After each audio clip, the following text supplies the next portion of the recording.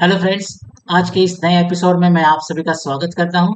आज का ये हमारा तीसरा एपिसोड है healthy eating in healthy living series का, जिसका टाइटल है are refined oils really bad for health.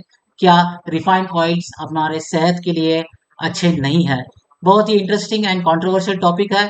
कुछ लोगों ने मुझे रिक्वेस्ट किया था, इसलिए मैं इसी सीरीज में इस एपिसोड को लेके आया हूँ। हमारे पहले एपिसोड में हमने देखा था कुकिंग ऑयल अगर आपको सिलेक्ट करना है तो आपको कौन से साइंटिफिक नॉलेज की जरूरत है, किस तरह से आप कुकिंग ऑयल्स को साइंटिफिकली कैटेगराइज कर सकते हो, healthy cooking oil and unhealthy cooking oil. हमने सेकंड एपिसोड में देखा था कौन से top 5 healthy cooking oils Indian market में अवेलेबल है, जो आप अपने कुकिंग में इंक्लूड कर सकते हो। तो जिन लोगों ने हमारे दोनों एपिसोड्स नहीं देखे वो प्लेलिस्ट में जाके हमारे दोनों एपिसोड्स देख सकते हैं। इस एपिसोड में हम देखेंगे refined oil and unrefined oils के बारे में। क्या उनका साइंस है, क्या इनके मेथड्स में डिफरेंस है, कौन सा ऑयल ज्यादा हेल्दी है, क्या कोल्ड प्रेस ऑयल सच में ज्यादा हेल्दी है रिफाइंड ऑयल से, क्या रिफाइंड ऑयल सच में हमारे हेल्थ के लिए अच्छे नहीं है। तो इन सब के बारे में हम इस एपिसोड में जानने की कोशिश करेंगे। आप इस एपिसोड को जरूर आखिर तक देखिए। तो चलिए शुरुआत करते हैं क्लासिफिकेशन से। अगर हम वेजिटेबल ऑयल्स कुकिंग ऑयल्स को क्लासिफाई करेंगे बेस्ड ऑन मैन्युफैक्चरिंग मेथड, तो वो तीन मेजर टाइप्स में क्लासिफाई हो सकता है। फर्स्ट है कोल्ड प्रेस्ड ऑयल्स, सेकंड है अनरिफाइंड ऑयल्स एंड थर्ड है refined oils. Cold press oil ये भी अनरिफाइंड ऑयल्स ही है, पर इनको अलग से रखा जाता है क्योंकि इनके टेक्निक में थोड़ा सा डिफरेंस है अदर अनरिफाइंड ऑयल से। और तो मेजरली दो ही टाइप्स के ऑयल्स होते हैं, एक होता है अनरिफाइंड ऑयल्स और दूसरा होता है रिफाइंड ऑयल। अनरिफाइंड ऑयल्स में cold press oil and other unrefined oils आते हैं। कोल्ड प्रेस ऑयल को कोल्ड प्रेस कहते हैं क्योंकि इसमें कोई भी तरह का हीट यूज नहीं होता है। जब ऑयल निकाला जाता है तो कोई भी टेम्परेचर नहीं उसमें दिया जाता है या फिर कोई भी एक्सटर्नल हीट उसमें प्रोवाइड नहीं की जाती है। इसलिए इस टेक्निक को कोल्ड प्रेस ऑयल कहते हैं। और इसको हम पॉपुलरली कच्ची घानी का तेल, इस तरह से भी हम उसको जानते हैं। तो ट्रेडिशनली कच्ची घानी का तेल या फिर कोल्ड प्रेस टेक्निक बहुत पॉपुलर मानी जाती है।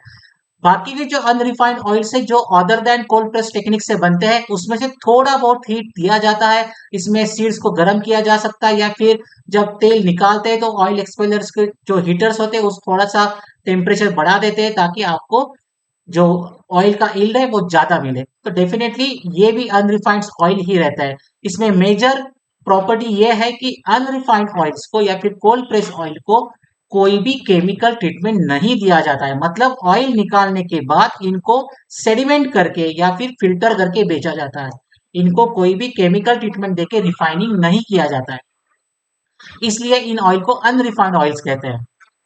और अगर हम दूसरी कैटेगरी की बात करें तो वो रिफाइंड ऑयल से, जिसमें बहुत बड़ी ऑयल कंपनीज रिफाइनिंग के से कुकिंग ऑयल्स बनाती है। तो ये इंडस्ट्रियल टेक्निक मानी जाती है। इसमें ऑयल निकालने के लिए केमिकल्स का भी यूज हो सकता है। बहुत बार ऑयल एक्सपेलर्स का भी यूज होता है, साथ में केमिकल्स मतलब एन एक्सन जैसे केमिकल्स यूज करके सोलवेंट एक्सट्रैक्शन मेथड से भी ऑयल निकाला जाता है।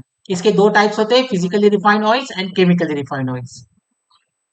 और इन ऑयल्स को ऑयल निकालने के बाद रिफाइन किया जाता है, इनकी प्रॉपर्टीज को इंप्रूव किया जाता है, इनका अपीयरेंस अच्छा किया जाता है, इनकी हेल्थ क्वालिटीज बढ़ाई जाती है और वो ह्यूमन कंजम्पशन के लिए अच्छा बनाया जाता है। इसलिए इसको रिफाइंड ऑयल्स कहते हैं। तो इन दोनों में से अगर हम शुरुआत करते हैं अनरिफाइंड ऑयल से। अनरिफाइंड ऑयल या फिर कोल्ड प्रेस ऑयल का आजकल बहुत ज्यादा एडवाइस दिया जा रहा है। बहुत बार आपको बताया जाता है कि आपको अनरिफाइंड ऑयल खाना चाहिए या फिर कोल्ड प्रेस ऑयल खाना चाहिए क्योंकि वो ज्यादा हेल्दी है। डेफिनेटली वो हेल्दी है। और वो हेल्दी है इसकी वजह उसकी टेक्निक है, क्योंकि उसको जिस तरीके से निकाला जाता है, इस टेक्निक में सीड्स को क्रश करके या फिर नट्स को क्रश करके निकाला जाता है। इसमें सिर्फ प्रेशर का इस्तेमाल होता है, इसमें कुछ भी टेम्परेचर या फिर हीटिंग का इस्तेमाल नहीं होता है। इसलिए इसको कोल्ड प्रेस कहा जाता है। पुराने जमाने में इसी तरह से एनिमल्स का यूज करके भी कच्चे घानी से तेल निकाला जाता था। अब इलेक्ट्रिकल मशीन्स भी अवेलेबल है, तो इसमें बिल्कुल भी टेम्परेचर का इस्तेमाल नहीं होता है, इसलिए इसको कोल्ड प्रेस कहा जाता है। इसके अगर हम एडवांटेजेस की बात करें तो डेफिनेटली ये न्यूट्रिशन रिच होता है। तो जो भी नेचुरल न्यूट्रिशनल कंपाउंड्स उस सीड्स में होंगे या फिर उस ऑयल में होंगे वो इंटैक्ट रहते हैं, वो खराब नहीं होते हैं, क्योंकि वहां पे हीट यूज ही नहीं हो रहा है, कोई भी टेम्परेचर वहां पे नहीं दिया जा रहा है। तो वहां पे हीट नहीं जनरेट हो रहा है, इसलिए वो न्यूट्रिशनल कंपोनेंट्स इंटैक्ट रहते हैं और उस ऑयल्स में आपको ज्यादा न्यूट्रिशनल वैल्यू मिलेगी।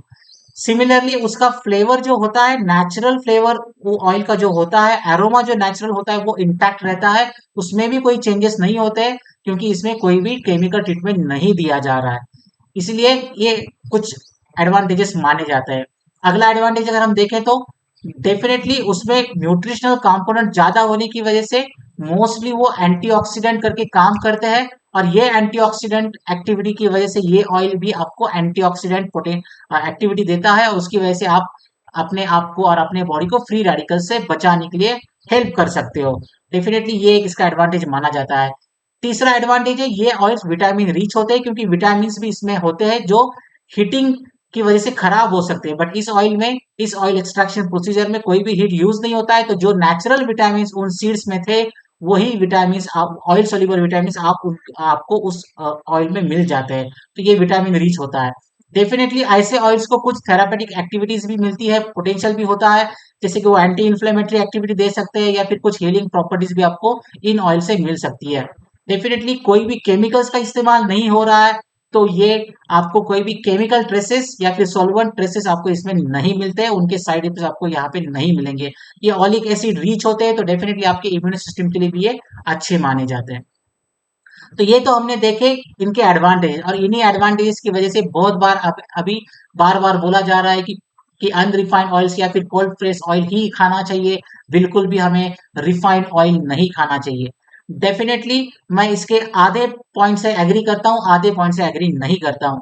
आधा पॉइंट ये है कि ये हेल्दी है, ये न्यूट्रिशन रिच है, इसको हमें इस्तेमाल करना चाहिए, मैं इससे एग्री करता हूँ। But non sorry refined oils खराब है, इनको बिल्कुल भी इस्तेमाल नहीं करना, ये इससे मैं एग्री नहीं करता हूँ, वो हम अगले स्लाइड में देखेंगे। बट अभी हम देखते हैं कि इनके हमने एडवांटेजेस तो देखे, अब इनके हम डिसएडवांटेज देखते हैं। अगर आपको कोल्ड प्रेस ऑयल्स या फिर अनरिफाइंड ऑयल यूज करने हैं, तो ये ट्रिकी है, इसमें आपको थोड़ा बहुत साइंटिफिक नॉलेज होना बहुत जरूरी है। तो चलिए इसके डिसएडवांटेजेस देखते हैं। तो डेफिनेटली सभी ऑयल्स इस तरीके से नहीं बनाए जा सकते, जैसे कि groundnut oil, sesame oil, coconut oil, mustard oil, safflower oil, इन ऑयल्स को इस टेक्निक से निकाला जा सकता है। बट बाकी के जो ऑयल्स है, जैसे राइस ब्रान ऑयल है, कैनोला ऑयल है, इसके लिए ये टेक्निक यूज नहीं होती है, तो ये एक इसका डिसएडवांटेज है। दूसरा डिसएडवांटेज ये है कि जो उसका नुकसान है वो ये है कि इस इन ऑयल्स में, कोल्ड प्रेस या फिर अनरिफाइंड ऑयल्स में एफ्लाटॉक्सिन्स हो सकते हैं। एफ्लाटॉक्सिन्स ये टॉक्सिक कंपाउंड्स है या पॉइजनस कार्सिनोजेंस एंड म्यूटाजेंस है, जो आपको फंगस या मोल्ड से मिलते हैं।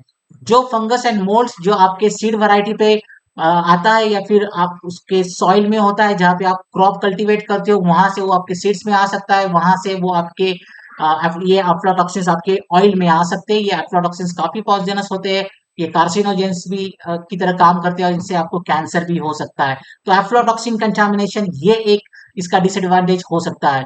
तीसरा इसका डिसएडवांटेज है, इसमें बहुत सारी इंप्योरिटीज होती है जो ऑयल के स्टेबिलिटी के लिए अच्छी नहीं मानी जाती, हमारे हेल्थ के लिए भी अच्छी नहीं मानी जाती। इसमें गमी सब्सटेंसेस हो सकते हैं, इसमें फ्री फैटी एसिड्स हो सकते हैं, जिनको निकालना बहुत इंपॉर्टेंट होता है, बट इन ऑयल्स में इनको नहीं निकाला जाता, तो ये इंप्योरिटीज इन ऑयल्स में वैसे ही रहती है।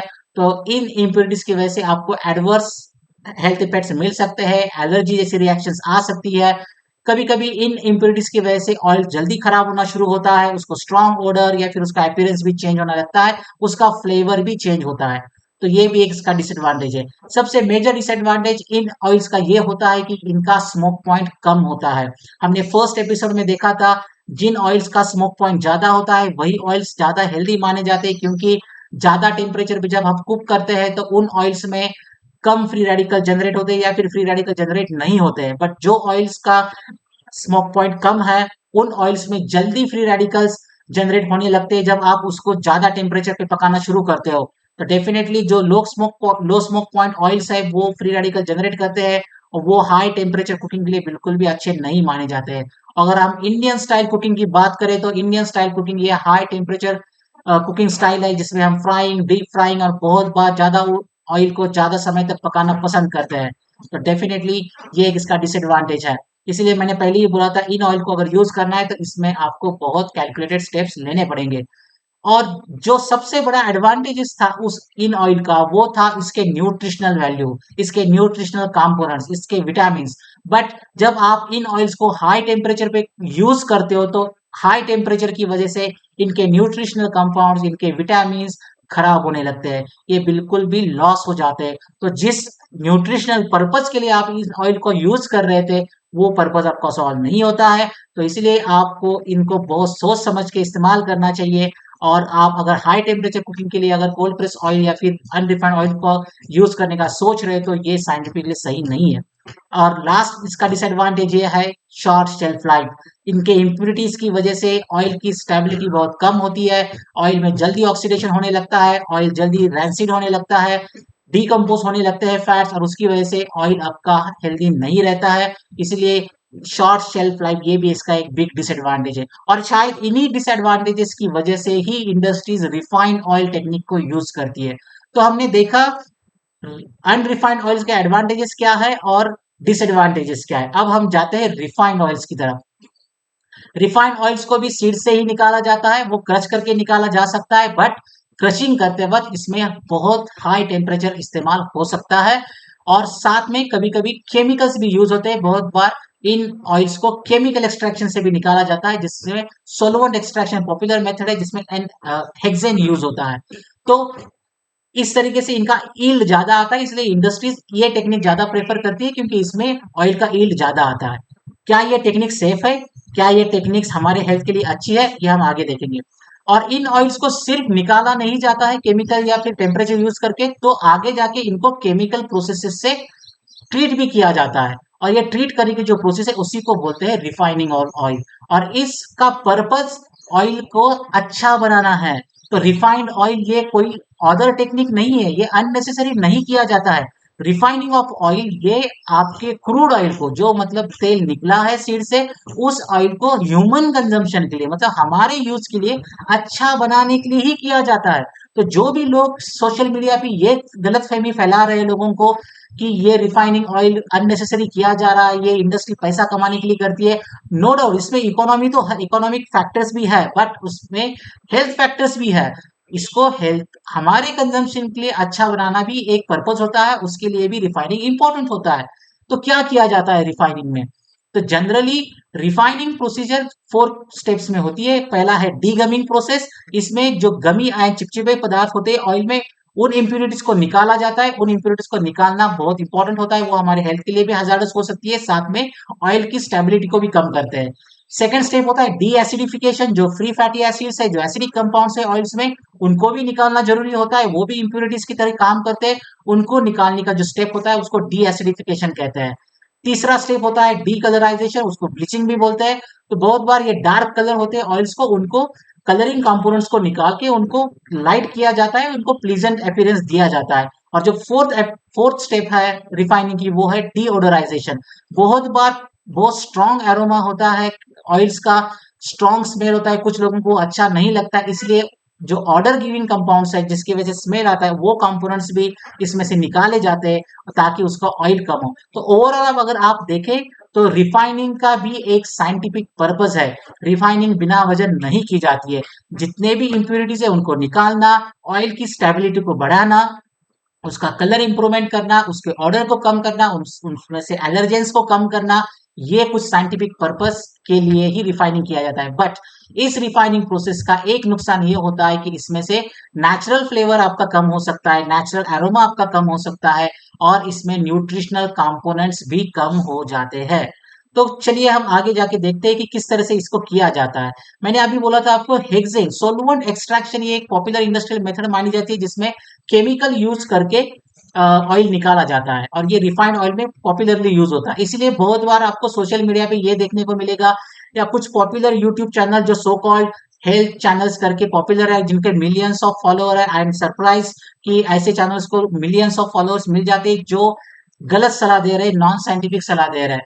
डेफिनेटली मैं आप लोगों को वही एडवाइस करूंगा कि जब भी आप किसी चैनल को फॉलो करते हो, जिस बंदे का एडवाइस लेते हो उस बंदे का एजुकेशन क्वालिफिकेशन क्या है, उस बंदे का एक्सपर्टाइज क्या है, सच में उस एरिया में उसका एक्सपर्टाइज है क्या, वो एक्सपर्ट ओपिनियन दे सकता है क्या, उसका एजुकेशनल बैकग्राउंड क्या है, ये सब आपको देखना बहुत जरूरी है। क्योंकि आप गलत लोगों से गलत एडवाइस दे रहे हैं। मैंने यूट्यूब के चैनल्स देखे जो बहुत पॉपुलर चैनल्स है, वहां पे भी अननेसेसरी चीजें और रॉन्ग साइंटिफिक चीजें बताई जा रही है, जो जिसको आपको बहुत सतर्क रहना जरूरी है। तो उसमें भी बोला जाता है कि हेक्सेन अच्छा नहीं होता है, हेक्सेन की वजह से ये ऑयल खराब हो जाते हैं, रिफाइंड ऑयल्स को फेंक देना चाहिए, रिफाइंड ऑयल्स को यूज नहीं करना चाहिए, इसमें केमिकल्स मिलते हैं। तो मैं आपको कुछ चीजें बताता हूँ। हेक्सेन ये केमिकल यूज होता है सॉल्वेंट एक्सट्रैक्शन प्रोसीजर में ऑयल्स बनाने के लिए। ये कोई गलत बात नहीं है, सही बात है, बट हेक्सेन 1930 से यूज हो रहा है। सो 1930 से मतलब लगभग 70-80 साल से ज्यादा समय तक हम ये यूज कर रहे हैं, और इससे कोई भी आज तक कंज्यूमर के हेल्थ के ऊपर अफेक्ट करता है इस तरह का कोई भी एविडेंस नहीं मिला है। वो आपके हेल्थ को अफेक्ट करता है या ऑयल में जो हेक्सेन रहता है वो आपको हेल्थ हैजार्ड देता है, इस तरह का कोई भी एविडेंस आज तक नहीं मिला है। इसकी दो वजह है, दो साइंटिफिक वजह है। एक, हेक्सेन ये वोलाटाइल सोलवेंट है, ये वोलाटाइल केमिकल है। इसका बॉइलिंग पॉइंट है 69 डिग्री सेल्सियस, मतलब ये 70 डिग्री के आसपास जैसे आपका टेम्परेचर पहुंच जाता है वो वोलाटाइल हो जाता है, उसके वेपर्स बन जाते हैं, वो निकल जाता है। तो जितना भी हेक्सेन होता है जो ऑयल एक्सट्रैक्शन में यूज होता है, वो ऑयल बनाते वक्त वो उसको पूरा का पूरा निकाला जाता है। थोड़ा बहुत ट्रेस अमाउंट्स वहां पे रहने के चांसेस होते हैं, बट वो भी बहुत ही कम होते हैं। वो इतने कम होते हैं कि उसको स्टडी करके ये पाया गया है कि 0.8 ppm, मतलब पार्ट्स पर मिलियन, 0.8 ppm यहाँ तक हेक्सेन आपके ऑयल में रह सकता है रिफाइनिंग के बाद। और जो एफएसएसआई है, जो हमारे गवर्नमेंट बॉडीज है, जो अलाउ करती है हेक्सेन के कंटेंट को ऑयल में, वो है 5 ppm, मतलब 5 पार्ट्स पर मिलियन। तो 5 ppm से ज्यादा अगर हेक्सेन है तो वो अलाउ नहीं होता है, उसको गवर्नमेंट बॉडी डिसअप्रूव कर देती है और वो हेल्थ के लिए अच्छा नहीं माना जाता है। तो 5 ppm यहाँ तक अगर आपके इसमें हेक्सेन है तो आपके बॉडी में कोई भी उसका हेल्थ हैजार्ड नहीं होता है। और रिफाइनिंग के बाद जो ऑयल में हेक्सेन मिलते हैं वो लगभग 0.8, मतलब 1 ppm भी नहीं मिलता है, एक से भी कम है। तो इतना कम हेक्सेन वहां पे होता है ट्रेस अमाउंट, जो अलाउ, जो हमारा लिमिट है उससे काफी कम है, तो काफी सेफ उसको माना जाता है। दूसरा चीज, अगर हेक्सेन के ट्रेसेस वहां रह भी जाते हैं तो हेक्सेन ये टॉक्सिसिटी, टॉक्सिक कंपाउंड बिल्कुल भी नहीं माना जाता है। ज्यादा टॉक्सिसिटी इसको नहीं है, इसको बहुत कम टॉक्सिसिटी है। आपको टॉक्सिक इफेक्ट आने के लिए बहुत ज्यादा हेक्सेन जब आपके बॉडी में एक्सपोज होगा तभी जाके आपको उसकी टॉक्सिसिटी मिलेगी। बट ऑयल में जो रहता है वो बहुत ही कम मात्रा में रहता है, वो बिल्कुल भी आपके लिए टॉक्सिक नहीं हो सकता है। इससे ज्यादा आपको वरी करनी चाहिए ऑयल में कितना हेक्सेन है, इससे ज्यादा आपको वरी करनी चाहिए पोल्यूशन की। पोल्यूशन से बहुत ज्यादा आप एक्सपोज हो रहे हैं और बहुत ज्यादा मात्रा में आपके केमिकल्स आपके बॉडी में रोज जा रहे हैं, तो उसके ऊपर हमें ज्यादा ध्यान देना चाहिए रादर देन जो सो कॉल्ड एक्सपर्ट्स इसके बारे में बात करते हैं कि रिफाइंड ऑयल में हेक्सेन होता है। तो मुझे लगता है कि ये गलत बात कर रहे हैं, गलत आपको एडवाइस दे रहे हैं। तो डेफिनेट, और इसके ऊपर food and safety drug association जो रहती है, एफडीए जो रहता है, एफएसएसआई जो रहता है, इनका स्ट्रांग वॉच रहता है। ये अब इन मैन्युफैक्चरिंग कंपनीज के ऊपर वॉच रखती है, इनके प्रोडक्ट को चेक करती है, इनके प्रोडक्ट्स में किस तरह से एक्स्ट्रा सॉल्वेंट्स है, किस तरह से केमिकल ट्रेसेस है, ये सब डेटा वो कलेक्ट करती रहती है। तो कहीं ना कहीं एफएसएसआई एंड एफडीए का भी इसके ऊपर वॉच रहता है, तो आपको घबराने की जरूरत नहीं है। तो डेफिनेटली हेक्सेन के बारे में तो मैंने आपको बता दिया। बाकी के केमिकल्स भी यूज होते हैं, यस, बाकी के केमिकल्स भी यूज होते हैं। अगर आप देखेंगे तो डीगमिंग प्रोसीजर में हॉट वाटर यूज होता है। अगर न्यूट्रलाइजेशन मतलब डी एसिडिफिकेशन प्रोसीजर है, उसमें सोडा या अल्कलीज यूज होती है। ब्लीचिंग मतलब जो कलर निकालने का प्रोसीजर है, डीकलराइजेशन, उसमें भी ब्लीचिंग अर्थ या अदर केमिकल्स यूज होते हैं। उसके बाद डीओडराइजेशन जो प्रोसेस है जिसमें हमारा ओडर या स्मेल कम किया जाता है, उसमें भी स्टीम या कुछ अदर केमिकल्स यूज हो सकते हैं। इसमें मैंने यहाँ पे मैंने केमिकल्स के नाम भी दिए हैं। तो डेफिनेटली कुछ केमिकल्स यूज होते हैं, बट ये केमिकल्स एफडीए या फिर एफएसएसआई अप्रूव्ड केमिकल्स होते हैं। एफएसएसआई इसको लिस्ट आउट करता है, वही केमिकल्स का इंडस्ट्री यूज करती है, और ये कौन सी मात्रा में किस तरह से इनका यूज करना है ये गाइडलाइंस भी इंडस्ट्री को दी जाती है। उन्हीं गाइडलाइंस का इस्तेमाल करके, उन्हीं गाइडलाइंस को फॉलो करके इंडस्ट्री इन केमिकल्स का यूज करती है। इन केमिकल्स को बाद में हटाया जाता है, उसमें से ट्रेसेस भी निकालने की मैक्सिमम ट्राई किया जाता है, उसमें बहुत ही कम मात्रा में ट्रेसेस रहने के चांसेस होते हैं। तो जितनी भी सेफ्टी प्रिकॉशंस हो वो सभी सेफ्टी प्रिकॉशंस रिफाइनिंग इंडस्ट्रीज लेती है, उसके ऊपर एफएसएसआई भी वॉच रखती है, और उसके ऊपर आप लोगों को ज्यादा वरी करने की जरूरत नहीं है। तो डेफिनेटली रिफाइंड ऑयल्स में केमिकल्स यूज होते हैं, बट उन्हीं केमिकल्स को आपके बेनिफिशियल के लिए यूज किया जाता है, उन्हीं केमिकल्स को फिर से निकाला भी जाता है, उसके ऊपर वॉच भी रखा जाता है, और उनको लिमिट्स में ही यूज किया जाता है। उन्हीं केमिकल्स को यूज किया जाता है जो एफएसएसआई के थ्रू अप्रूव्ड है। तो ये जो जो गलत चीजें सोशल मीडिया पे आ रही है कि इसमें बहुत सारे केमिकल्स होते हैं, बहुत सारा हेक्सेन होता है, तो ये गलत है। इस तरह से अफवाहों पे आपको ध्यान नहीं देना चाहिए। तो physical refine and chemical refining में थोड़ा सा डिफरेंस है, इसमें ज्यादा कोई डिफरेंस नहीं है। दोनों भी प्रोसीजर में केमिकल्स यूज होता है, दोनों के अपने अपने एडवांटेजेस है, दोनों के अपने अपने डिसएडवांटेजेस है। बट रिफाइनिंग ऑयल में फिजिकल एंड केमिकल रिफाइन में ज्यादा डिफरेंस नहीं है। आपको अगर ऐसा लग रहा है कि फिजिकल रिफाइनिंग में केमिकल्स यूज नहीं होता है, तो ऐसा नहीं है। फिजिकल रिफाइनिंग में भी केमिकल्स यूज होते हैं, केमिकल रिफाइनिंग में भी केमिकल्स यूज होते हैं, सिर्फ एक स्टेप में डिफरेंस है। फिजिकल रिफाइनिंग में डी एसिडिफिकेशन के लिए अलग से केमिकल ट्रीटमेंट नहीं दी जाती है। डी एसिडिफिकेशन एंड डीओडोराइजेशन, यहाँ पे आप देख सकते हैं, डी एसिडिफिकेशन एंड डीओडोराइजेशन ये दोनों स्टेप साथ में ही किए जाते हैं फिजिकल रिफाइनिंग में। बट अगर हम केमिकल रिफाइनिंग की बात करें तो डी एसिडिफिकेशन ये अल्कली न्यूट्रलाइजेशन ट्रीटमेंट से किया जाता है, इसके लिए अलग से केमिकल यूज होता है। तो ये दो ही सिर्फ डिफरेंस है इसमें, एक ही स्टेप का डिफरेंस है, बाकी सब प्रोसीजर सेम होती है। डीगमिंग सेम होता है, ब्लीचिंग सेम होता है, डिओड्राइजेशन सेम होता है, और केमिकल्स इसमें यूज होता है। सिर्फ फिजिकल रिफाइनिंग में थोड़े से कम केमिकल्स यूज होते हैं कंपेयर टू केमिकल रिफाइनिंग। और कौन सा रिफाइनिंग करना है ये इंडस्ट्री उस ऑयल के कॉम्पोजिशन पे डिपेंड करता है, और उस कॉम्पोजिशन पे वो डिसाइड करती है, उसमें आपको डिटेल्स में जाने की जरूरत नहीं है। तो डेफिनेटली फिजिकल रिफाइंड ऑयल हो या केमिकल रिफाइंड ऑयल हो, उसको साइंटिफिकली सही तरीके से ही बनाया जाता है। रही बात उसके न्यूट्रिशनल कंपोनेंट्स की, यस मैं एग्री करता हूं कि इसमें बहुत बार न्यूट्रिशनल कंपोनेंट्स लॉस हो जाते हैं, इनमें विटामिन लॉस हो जाते हैं, इसमें एंटीऑक्सीडेंट्स लॉस होने के चांसेस ज्यादा रहते हैं। इन न्यूट्रिएंट्स को भी इंटैक्ट रखने के लिए रिफाइनिंग इंडस्ट्री ट्राई करती रहती है, इस अपने अपने टेक्नोलॉजी को एडवांस करती रहती है, अपडेट करती रहती है, ताकि इनके जो न्यूट्रिएंट्स है उनको भी वहां पे इंटैक्ट रखा जाए। बट अभी इसमें बहुत सारे न्यूट्रिएंट्स का लॉस हो जाता है, बट इसके ऊपर भी एक सोल्यूशन निकाला जाता है, और इसलिए एफएसएसआई के गाइडलाइन के हिसाब से रिफाइंड ऑयल्स में फोर्टिफिकेशन किया जाता है विटामिन का। अगर आप अपने रिफाइंड ऑयल के पैकेट्स पे देखो तो वहां पे लिखा होता है fortified with vitamin A, D और ई।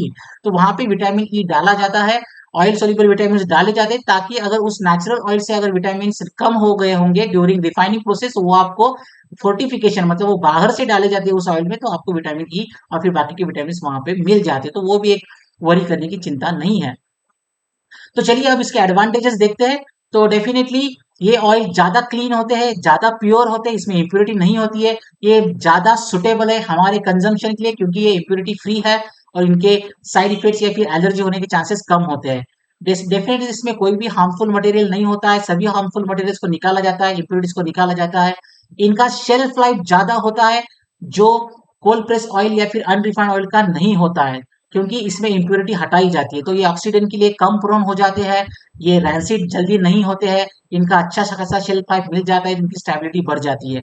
ये हीट रेजिस्टेंट होते हैं, क्योंकि इनका स्मोक पॉइंट ज्यादा होता है, ये सबसे बड़ा इसका एडवांटेज है रिफाइंड ऑयल का। रिफाइंड ऑयल का smoke point cold press oil या फिर अनरिफाइंड ऑयल से ज्यादा होता है, इसीलिए हाई टेम्परेचर कुकिंग के लिए रिफाइंड ऑयल बहुत अच्छे हैं compare to cold press oil and unrefined oil. तो डेफिनेटली अगर आप हाई टेम्परेचर कुकिंग कर रहे हो, फ्राइंग कर रहे हो, डीप फ्राइंग कर रहे हो, या फिर कोई भी इंडियन स्टाइल कुकिंग कर रहे हो जो हाई टेम्परेचर पे होता है, उसके लिए आपको रिफाइंड ऑयल ज्यादा यूजफुल रहेगा, क्योंकि हाई टेम्परेचर पे अगर आप अनरिफाइंड ऑयल या फिर कोल्ड प्रेस ऑयल यूज करेंगे तो वो हेल्दी नहीं रहेगा, उसमें न्यूट्रिशन लॉस हो जाएंगे, और ऊपर से उसका स्मोक पॉइंट कम है, तो वो फ्री रेडिकल जनरेट करेगा। तो डेफिनेटली ये कुछ एडवांटेजेस है।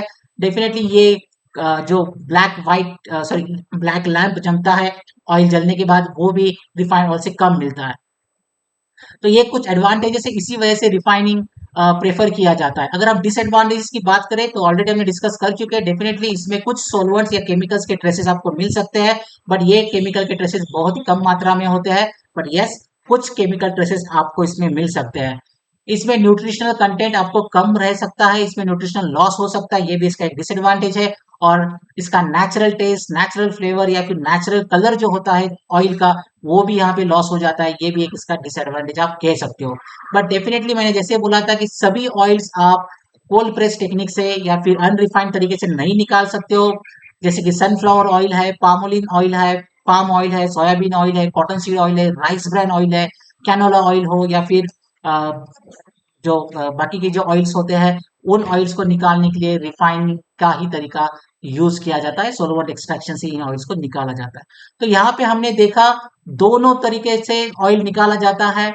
अनरिफाइंड ऑयल्स या फिर कोल्ड प्रेस ऑयल, उनके भी अपने एडवांटेजेस है, अपने डिसएडवांटेज है। उसी तरह से रिफाइंड ऑयल्स के भी अपने एडवांटेजेस है, अपने डिसएडवांटेजेस है। तो दोनों भी ऑयल्स अच्छे हैं, कोई भी ऐसा नहीं है कि रिफाइंड ऑयल्स बिल्कुल भी बुरे हैं।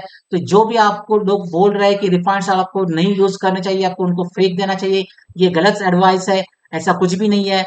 दोनों ऑयल्स अच्छे हैं, रिफाइंड ऑयल्स भी अच्छे हैं और अनरिफाइंड ऑयल भी अच्छे हैं। अगर आपको अनरिफाइंड ऑयल्स को यूज करना है तो आपको पता होना चाहिए किस तरह से यूज करना है। आप ड्रेसिंग के लिए, स्प्रिंकलिंग के लिए या फिर कम टेम्परेचर कुकिंग के लिए कोल्ड प्रेस ऑयल्स यूज कर सकते हो, अनरिफाइंड ऑयल्स यूज कर सकते हो।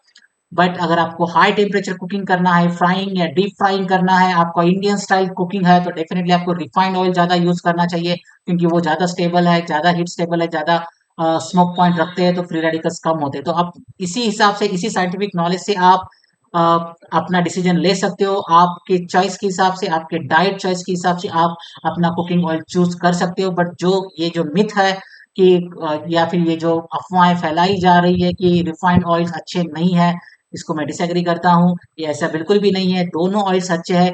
डेफिनेटली अगर आपको अनरिफाइंड या फिर कोल्ड प्रेस ऑयल ऐसा मिलता है जिसका स्मोक पॉइंट भी अच्छा है, तो डेफिनेटली अनरिफाइंड ऑयल और कोल्ड प्रेस ऑयल जिसका स्मोक पॉइंट अच्छा है वो ज्यादा अच्छा होगा।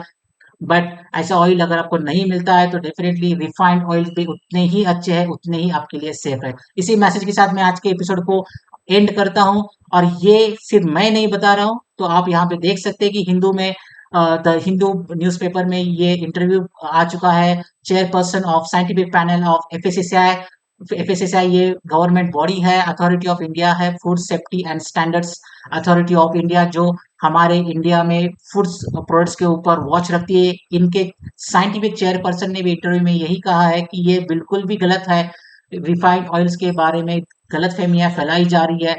Refined oils are totally safe, ये एफएसएसआई खुद कह रही है, मैं नहीं कह रहा हूं। तो आप इस तरह से अफवाहों पे ध्यान ना दें। एफएसएसआई के बहुत सारे साइंटिफिक एक्सपर्ट इसके ऊपर वॉच रहते हैं, और रिफाइनिंग इंडस्ट्री एफएसएसआई के गाइडलाइन के हिसाब से ही ऑयल्स बनाती है। तो डेफिनेटली रिफाइंड ऑयल्स भी उतने ही अच्छे हैं जितने अनरिफाइंड ऑयल्स और कोल्ड प्रेस ऑयल है। तो आप अपने हिसाब से, अपने नॉलेज के हिसाब से, अपने चॉइस के हिसाब से इनको चूज कर सकते हो। यही आज का मैसेज है। मैं आशा करता हूँ कि आपका ये आज का एपिसोड बहुत अच्छा लगा होगा। अच्छा लगा है तो लाइक कीजिए, कमेंट कीजिए, आपके थॉट्स शेयर कमेंट सेक्शन में आप डाल सकते हो। इस वीडियो को आप शेयर कर सकते हो और चैनल को सब्सक्राइब कीजिए।